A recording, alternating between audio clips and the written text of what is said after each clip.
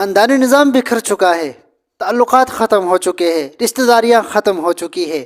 ایک محبت ہوا کرتی تھی، ایک الفت ہوا کرتی تھی، آپس میں ایک دوسرے کے گھر میں جانا، ایک دوسرے کے ساتھ محبت و الفت کی داستانیں قائم ہوا۔ کہاں گئے سب؟ یہ سب چیزیں کہاں چلی گئی مسلمانوں سے؟ جہاں دیکھو لڑائیاں، جہاں دیکھو جھگڑے، جہاں دیکھو فسادات، تعلقات خراب، رشتہ داریاں ختم۔ اب گزشتہ 2-3 دن پہلے کا واقعہ ہے، 2 بھائیوں کے درمیان لڑائی ہوئی، جوانی کے اندر باتیں ختم، تعلقات ختم، صفر سب کچھ۔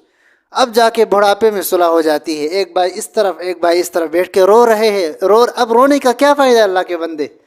جب اللہ نے آپ کو وقت دیا تھا، جوانی دی تھی، جب آپ کو اللہ نے کہا تھا کہ اپنے بھائی کے لیے دستے بازو بن جانا، اس وقت تو آپ نے لڑائی کی۔ اب بڑھاپے میں آ کر کیا فائدہ معافی مانگنے کا؟ ایسی چیزیں ہیں جو خاندانی نظام کو بگاڑ کے رکھ دیتی ہے۔ اب ہم نے سوچنا ہے کہ وہ کیا اسباب ہے جن کی وجہ سے مسلمانوں کے درمیان تعلقات خراب ہو جاتے ہیں، رشتہ داریاں ختم ہو جاتی ہیں۔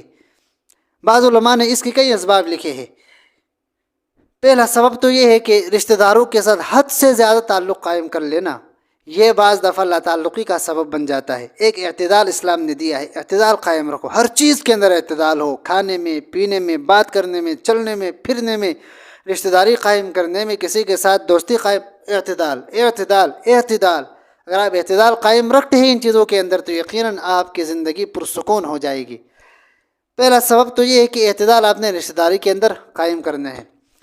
دوسرا سبب جس کی وجہ سے خاندانی نظام کا شیرازہ بکھر جاتا ہے وہ یہ ہے کہ دوسرے کے معاملات کے اندر مداخلت کرنا، ہر وقت اسی فکر میں لگے رہنا کہ فلاں رشتہ دار کے گھر میں کیا ہو رہا ہے، کون آ رہا ہے، کون جا رہا ہے، یہ کیا ہے، یہ کیسی چیزیں ہیں جس کے پیچھے آپ پڑے ہوئے ہیں۔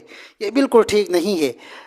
کوئی شخص کیا کرتا ہے، کسی کے گھر کا کیا نظام ہے، کیا سلسلہ چل رہا ہے، وہ جانے، ان کا کام جانے، آپ کا کام ان کے درمیان مداخلت کرنا نہیں ہے۔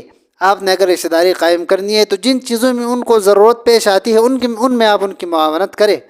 ہر وقت ان کے پیچھے پڑے رہنا، ایک ایک بات سے آگاہ رہنے کی کوشش کرنا، یقیناً ایسی چیزیں خاندانی نظام کو بگاڑ کے رکھ دیتی ہے۔ اس سے بھی ہم نے بچنا ہے۔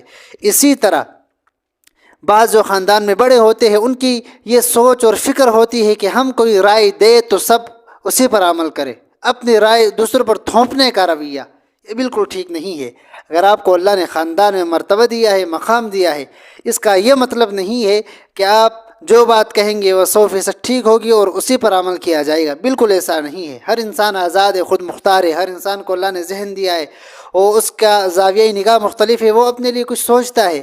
تو آپ ایسے موقع پر اپنی رائے تھوپنے کی صلاحیت نہیں رکھتے۔ اگر آپ کی رائے پر عمل نہیں ہوتا تو آپ یہ نہ کریں کہ میری رائے پر عمل ہو وگرنہ میں ناراض ہو جاؤں گا، یہ باتیں ٹھیک نہیں ہے۔ آپ رائے دے، اچھی بات ہے، اگر وہ عمل کر لیتے ہیں تو ان کا بھلا ہوگا، اگر عمل نہ کرے تو آپ پریشان نہ ہو جائے، ان کے پیچھے پڑے نہ رہے۔ اسی طرح دوسرے کے معاملات کے اندر حد سے زیادہ مداخلت کرنا یہ خاندانی نظام کو بگاڑ کے رکھ دیتا ہے۔ ان تمام چیزوں سے ہم نے بچنا ہے۔ اب کرنے کا کام یہ ہے کہ رشتہ داری کے اندر ہم نے اعتدال قائم کرنا ہے، کسی کے ساتھ تعلقات کے اندر ہم نے اعتدال قائم کرنا ہے، اس حد تک کہ جب کوئی مسئلہ پیش آ جائے، کوئی بیماری ہو، کوئی خوشی غمی کا موقع ہو، ان رشتہ داروں کو آپ یہ باور کرائے کہ ہم آپ کے ساتھ کھڑے ہیں، ہم آپ کی پشت پر کھڑے ہیں، آپ بے فکر رہے۔ یقیناً ایسے مواقع پر آپ کا ان کے دست بازو رہنا یہ خاندانی نظام کو سنوار دے گا، مسلمانوں کے تعلقات بحال ہو جائیں گے، مسلمانوں کے آپس میں یہ قطع تعلقی والے سلسلے ختم ہو جائیں گے جب مسلمان اعتدال قائم کر لیں گے۔ اعتدال جب حد سے نکل جائے گا تو یقیناً خاندانی نظام بگڑ جائے گا۔ اللہ ہم سب کو عمل کی توفیق عطا فرمائے۔